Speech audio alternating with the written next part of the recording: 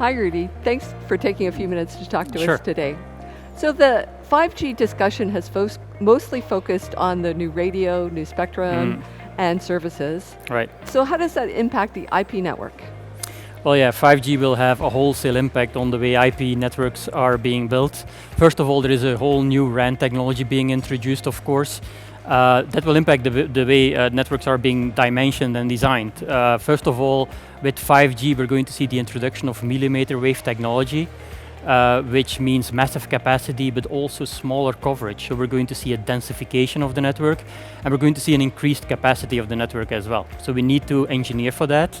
And what we also need to take into account is that from a RAN architecture point of view, we're going to see more centralized RAN and even virtualized RAN deployments. And that introduces this new Ethernet-based front-haul technology and mid-haul technology, which we have to accommodate as well.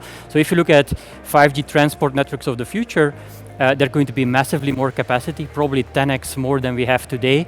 They're going to be much more dense in design, and it's going to be an Anyhaul design where we need to be able to deal with not only backhaul, but also Ethernet-based front-haul and mid-haul as well.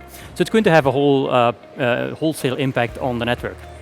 In your talk this morning, you spoke about the need for a smart IP network fabric. Right. Can you give us some examples to illustrate what you mean by that? Yeah, absolutely. Again, when we go to 5G, 5G will have a tremendous impact on the way IP networks are being built. I talked about the fact that we need more capacity, we need to deal with front haul and back haul and mid haul, but those are actually things we can easily get our heads around. That's a dimensioning exercise. I think a lot of the complexity is actually going to come in 5G from the fact that edge cloud is going to become a reality. Edge cloud has been talked about in our industry for a while. You all know about MEC, multi-access edge computing, CORD, central offices redesign as a data center. And there's been some drive for edge cloud deployment, but I think with 5G it's really going to become a reality because edge cloud is going to be an enabler for low latency services on 5G networks. It's going to be an enabler for vRAN designs.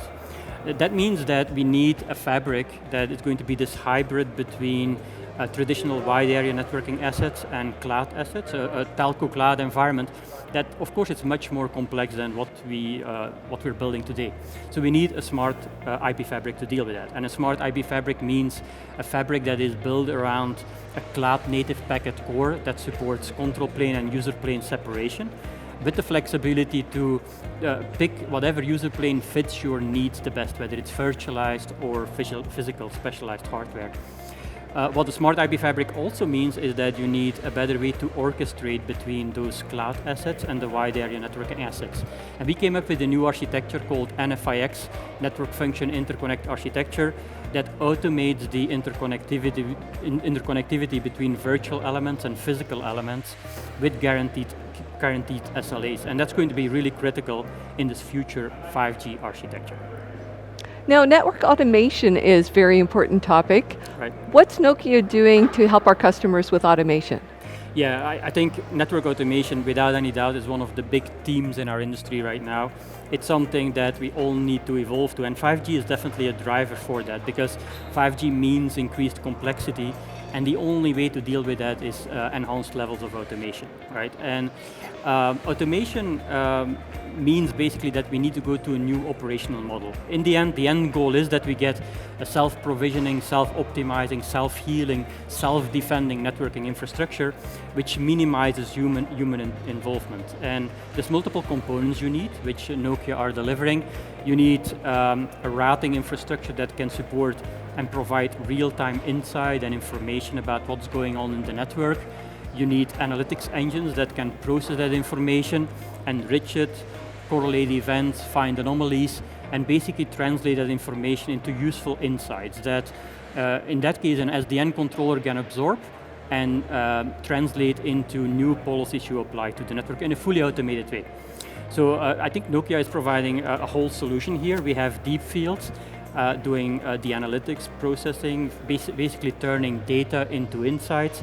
We have NSP that absorb those insights, translates them into new networking policies, enabling some real useful automation use cases. And then of course on the router side, we're doing a massive investment as well. First of all, to make sure we can provide that real-time information to the controllers, and that's where we implemented a pretty advanced support for telemetry in our systems. And of course, you also need to support software programmability, software automation, and we're doing that through a whole set of management level and infrastructure level APIs. Nice. Well, thank you very much for talking to us today. All right, happy to be here. Thanks. Thank you.